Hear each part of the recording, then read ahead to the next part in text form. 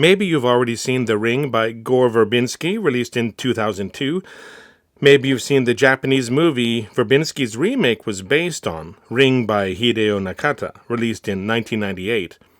Right now, why don't you hop down to the comments section and let me know what you've seen so far. The 1998 version, the 2002 remake.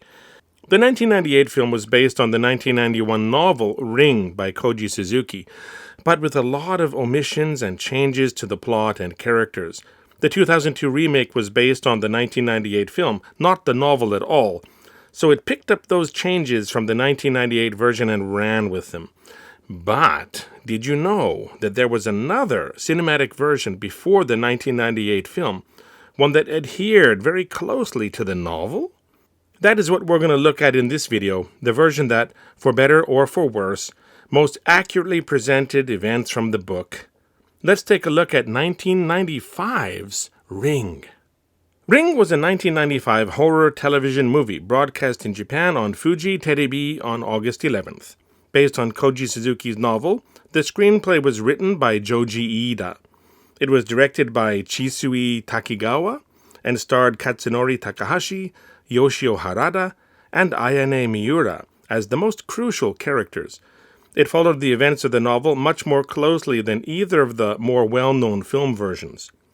The biggest difference is that the 1998 version and 2002 remake are supernatural horror movies, while the novel itself is a science fiction murder mystery. The 1995 television version, while condensing a lot of the plot due to time constraints, retains this investigatory tone. The movie opens with a teenage girl at home alone at night. After things start to go crazy with her radio and the lights, she starts to panic and runs downstairs clutching her chest. She sees something off camera, screams, and locks herself in the bath area. Something is in there with her, and she screams some more, telling it to go away. Finally, she collapses to the floor, dead. It is 12:49 a.m. Cut to a taxi on the highway. The passenger, a newspaper reporter, chats with the driver. The taxi stops at a red light, and a motorcycle pulls up next to it. The motorcycle rider starts freaking out and struggling with his helmet before falling to the ground. The reporter, taxi driver, and a crowd of onlookers gather around the rider. The face mask of his helmet pops open, revealing the rider's terrified visage as he dies. It is 12:49 a.m. This happened at the same time as the girl's death from before. We've just met our protagonist, the newspaper reporter, Kazuyuki Asakawa. When he goes home, his pregnant wife meets him at the door. Their niece, Tomoko, has passed away. She was only in high school, but had a heart attack. This is the girl from the opening scene. At the wake, Kazuyuki encounters some police officers completing an investigation of the scene. He learns from them that Tomoko was found lying on the bathroom floor, with the door locked from the inside. Kazuyuki checks out the bathroom and finds a clock in the room that had stopped at 12:49 a.m., the same time as the motorcycle rider's death. I want to point out differences you may have noticed if you've only seen the 1998 Japanese film or its 2002 remake. The main character here is a male newspaper reporter with a pregnant wife. This is very similar to the original novel, except that he had an infant daughter in the book. I assume that having the wife be pregnant makes shooting scenes easier, as having an infant performer on set brings certain demands. In both more famous film versions, the main character's gender has been swapped. We have female journalists. In both cases, the child is male, and already in elementary school, allowing the child to play a more significant role in the narrative and to establish more tension as the stakes are gradually raised. In the Japanese version, the main character is a divorced single mom successfully juggling career and home life. In the American remake, she is a single mom but was never married to the boy's father. She is inattentive to her son's needs. Horror movies often follow the final girl trope, and since both film versions are solidly in the supernatural horror camp rather than the science fiction murder mystery camp, it makes some sense to put a female lead in jeopardy. On top of that, since the antagonist is female and was dealing with issues of loss of family and loneliness, having a female lead creates a nice parallel between heroine and villainess, as it were. Back to the movie. At the newspaper office, Kazuyuki learns of other mysterious deaths that happened at the same time, 12:49 a.m. 2 more teenagers were found dead in a car, and clocks present were stopped at that time. There were no signs of foul play, they just died of heart attacks, but there were signs that they were trying to escape from the car when they perished. Is there a connection between these 4 deaths? Kazuyuki's boss won't approve an investigation into the mysterious deaths, as there is not enough to go on and there might not be a story there. The boss also brings up how Kazuyuki was pulled off of one section of the newspaper, a kind of demotion, because of interactions with a friend, Ryuji Takayama. A university professor, Ryuji has strong beliefs in the paranormal and was popular in magazines and on television for a while because of those views. He even started taking on unsolved cases using paranormal methods. Kazuyuki helped coordinate these investigations, and the newspaper got involved. Then, Ryuji's wife suddenly died under suspicious circumstances. The police found no connection between Ryuji and his wife's demise, and Kazuyuki defended his friend in an article in the newspaper. The business was in chaos for a while. People criticized them for being involved with a potential wife killer, and Kazuyuki was demoted and moved to a less prestigious position. Kazuyuki decides to take on the investigation on his own and abruptly leaves the newspaper office to the frustration of his boss. His first lead is to track down the owner of the car where the 2 teenagers' bodies were found. He learns that the car was lent by the owner to a friend who used it for a date. This friend is one of the people who passed away. Kazuyuki uncovers that the 2 teenagers, the motorcycle rider, and his niece all knew each other. They all knew each other and they all died at exactly the same time of heart failure. He also discovers that the 4 of them spent time at a rental cabin at a resort the car owner belongs to. Now with some solid leads, Kazuyuki heads off to the resort, books a night in the same rental cabin, and looks for more clues. He finds a message in the cabin's guest book left by one of the teenagers. "Cowards! Don't watch this! You'll be sorry!" There was a strange impression on the adjacent page that seems the size of a videocassette. Kazuyuki goes to the resort office and asks if they have any videos. One unmarked tape was found in the very cabin he is staying in, the cabin the teenagers used, and was probably left behind by accident when they checked out. Kazuyuki watches the video and sees disturbing imagery that almost gives him a heart attack. The last section of the video explains that anyone seeing the images has 7 days left to live.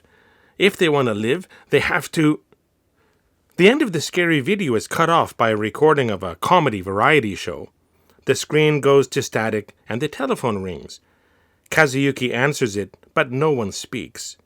He is now cursed. He will die in 7 days at around 10:08 p.m. Another difference has just appeared. In this movie, the phone only rings if you were in that cabin, the place where the curse originated. In the 1998 and 2002 versions, the phone rings wherever you are and a voice says, 7 days. Of course, the imagery on each film's videotape is quite different, offering other clues for the protagonist to follow. Yet another difference is the lack of an overt warning at the end of the video in the 1998 and 2002 versions. There is no direct indication that the viewer has been cursed, and no suggestion that there is a way to break the curse. This lends those films more of an air of desperation, I suppose, and removes the obvious mystery angle from the narrative. More helplessness than urgency. Here, Kazuyuki knows that there is a way to save himself, but it is currently out of his grasp. Kazuyuki learns later in the movie that the comedy variety show aired on the night the 4 teenagers stayed in the cabin. He surmises that they didn't believe the warning on the video and taped over the ending, removing the way to break the curse. Kazuyuki is now in a race against time to save his own life. Needing help, Kazuyuki turns to his friend, the brilliant and possibly psychic university professor, Ryuji Takayama. Ryuji is immediately convinced that Kazuki is cursed and has Kazuki make a copy of the videotape for him to watch and study later. Now, Ryuji is cursed as well. Ryuji comes off as a strange man with a genius intellect and an unusual skill set. He is at times compassionate and friendly, and at other times aloof, rude, blunt. There is a lot going on under the surface. Now we have our deuteragonist, our second lead. This highlights even more differences between the novel, which this 1995 version closely follows, and the 1998 and 2002 adaptations. In the 1998 version, Ryuji is the main character's ex-husband and the father of her son. They stay in contact and express no animosity towards each other. The reasons for their divorce are never explored, and the film presents no signs of reconciliation. Ryuji is distant from his son, which is not unusual given how divorce and custody works in Japan, but does everything he can to help solve the problem, more so after his son is cursed than after he himself is cursed. Making the second lead the ex-husband, rather than a brilliant friend or acquaintance, serves a few functions. It takes away any real need to explain or introduce the character, as the backstory of an ex-husband in relation to the lead is obvious even if unspoken. There is also the potential for a more emotional type of involvement. Ryuji has to help save his son here. The stakes are more personal, and therefore higher and more relatable to the audience. The cast is streamlined, and the narrative shifts in a favorable way considering the time constraints a film places on conveying the events of a novel. The 2002 film was a remake of the 1998 film and didn't rely on the novel at all. As a result, they went with a female lead as well, but made her investigation partner her ex-boyfriend. There is more tension between the two leads, and there are hints at reconciliation towards the end of the film. The relationship between mother and son is strained as well, with the boy calling her by her name instead of mom, until the end. The female lead is not a good mother, focusing on her career more than her family. This seems more realistic than the idealized situation presented in the 1998 Japanese version. But then again, divorce and single motherhood are better known in American culture than they are in Japan, and especially so back in 1998. The changes to the US version make it work for that audience. As can be expected, our dynamic duo gleans some clues from the video, which they use to start tracking down the forces behind the curse. One thought is to find out if anyone else who stayed in that room saw the tape and survived. Those people would know how to break the curse, having survived, and could fill in Kazuyuki and Ryuji on the part that was taped over. Part of the video shows an elderly woman speaking an old Japanese dialect. If they track down where that dialect is spoken, it could lead to more answers. And the video also shows a volcanic eruption. If they track down that volcano, it might lead to more answers. Tracking down the other guests is a dead end. None of them had watched any strange video. The dialect leads to a specific region on a specific island, which lines up with the imagery of the volcano. They now have something concrete to investigate.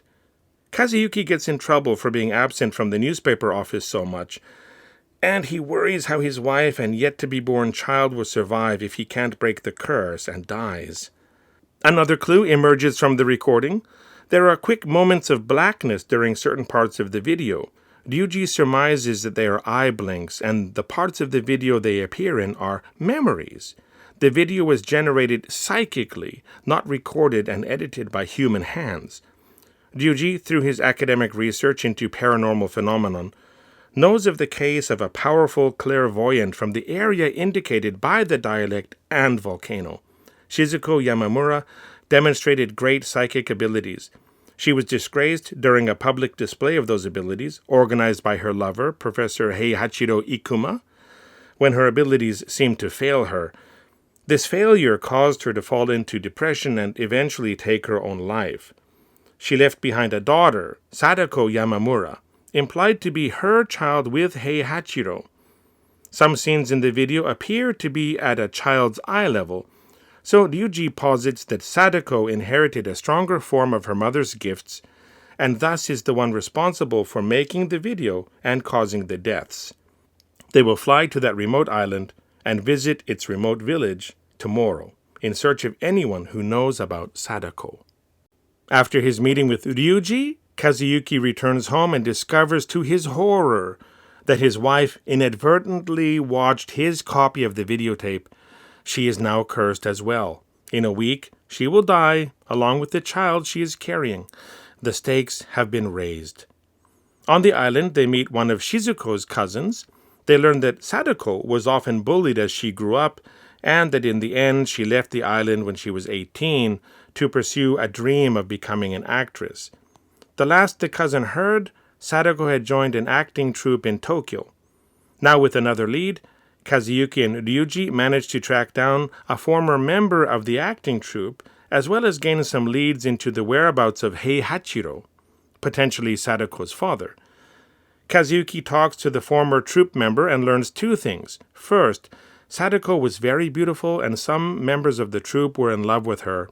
Second, despite her apparent purity, she was in some kind of romantic relationship with her own father, Heihachiro.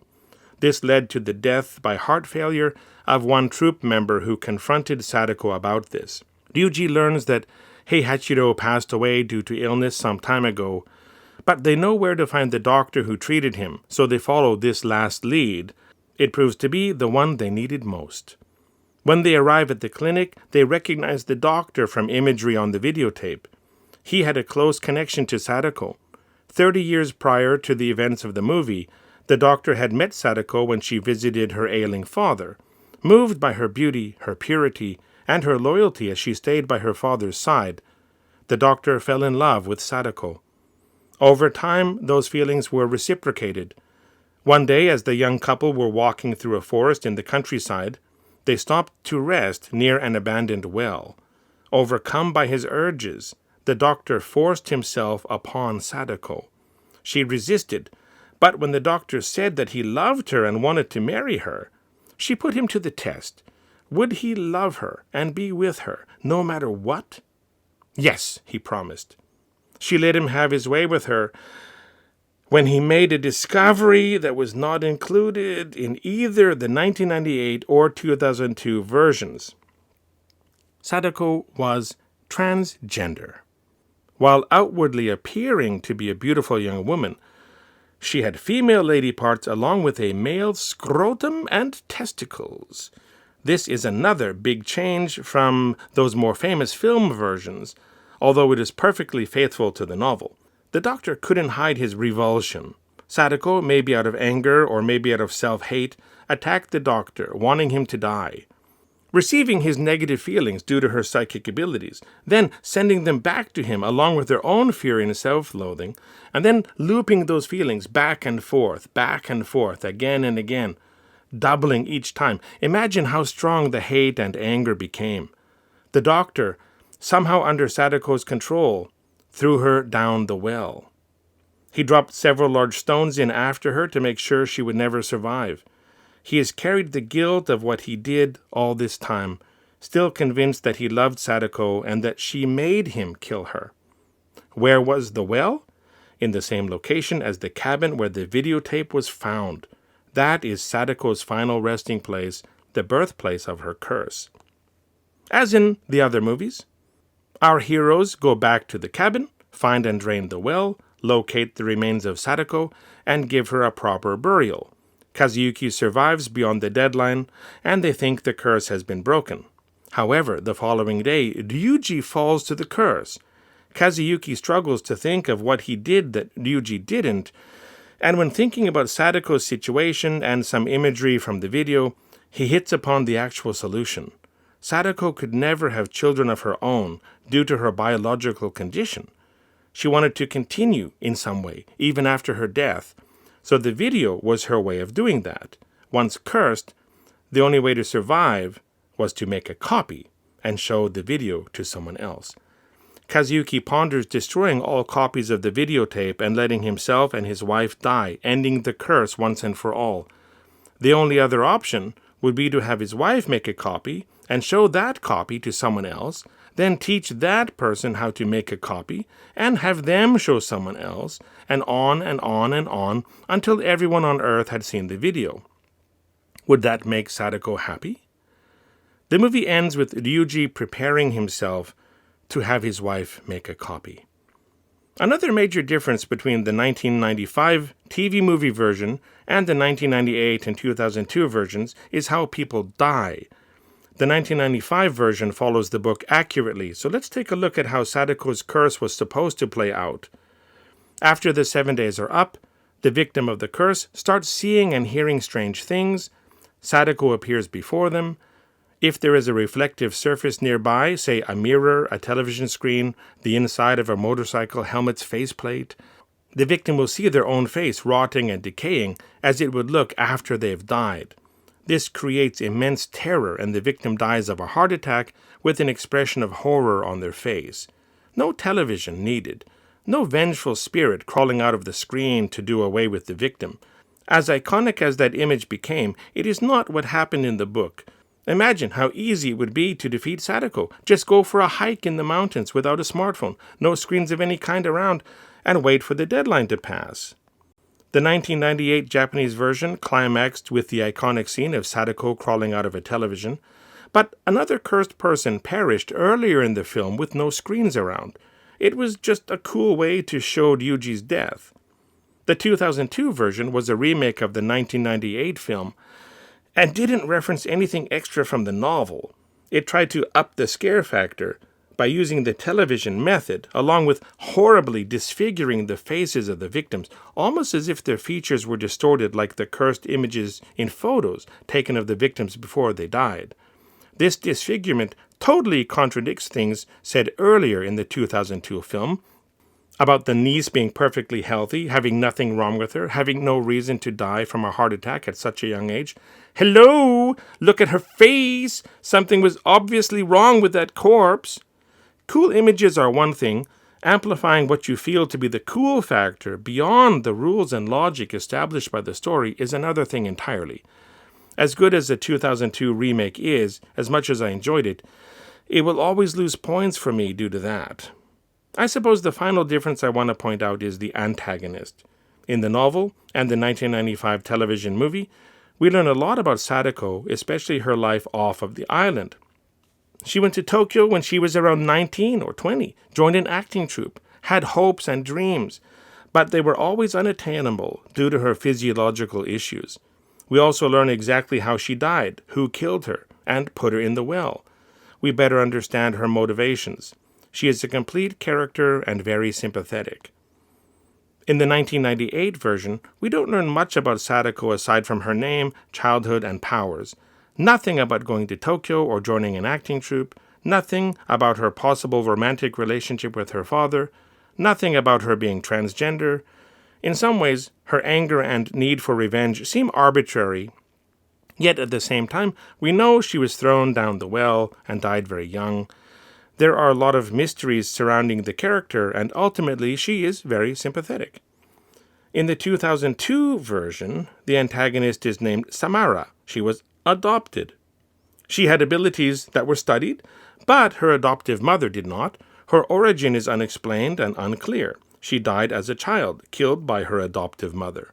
For all intents and purposes, she was just born evil and spent her short life doing evil things for no reason. Now she continues doing evil from beyond the grave. Boring! No nuance, no parallels to the life and challenges of the main character. She comes across as slightly sympathetic because of her age, but that sympathy is fleeting. She is just a monster.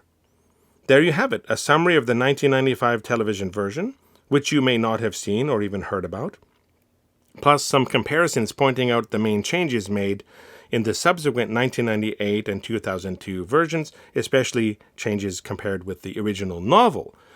If you want to see the 1995 version, there are several options to choose from on YouTube. As of the making of this video, just type Ring, Japan, and 1995 into the search box and you will find them. Do I recommend watching it? Well, to be honest, it's not well made. There is too much telling and not enough showing. It is very much a Japanese television drama of that era, shot on video like the TV news rather than on film, as dramas in North America are. This makes it look very glossy and artificial. There is an overuse of German angles, which is what I was taught to call Dutch angles. A lot of scenes are overlit and blown out, and nothing special or interesting is done with camera movements. The acting of the two male leads is fine, but some of the secondary performances come across as phoned in or over the top. The actress portraying Sadako doesn't have much to do except look into the camera, and she is a bit of a weak point, to me anyway. That being said, if you like Ring, I would suggest giving this version a watch. Even better, read the novel, or both. The science fiction murder mystery, the uncovering of clues and following of leads, the overall race against the clock are all very interesting if you've only seen the versions that focus on supernatural horror. Ideally, I would love to see a series on streaming, maybe 6 episodes, follow the novel, decompress the narrative, and let the mystery unfold little by little. It is 2025, so it might be acceptable to keep the transgender element in some way, but that would have to be treated very carefully. No one wants to equate transgenderism with homicidal maniac, do they? What do you think? Does this book-accurate version surprise you in any ways? Do you think the changes made in the 1998 version were good ideas? How about the changes in the 2002 remake? Let me know anything and everything you think in the comments section. Also, if you liked this video and are interested in seeing more videos about entertainment topics of all kinds, please leave a like and consider subscribing to my channel. Thanks for watching. See you next time.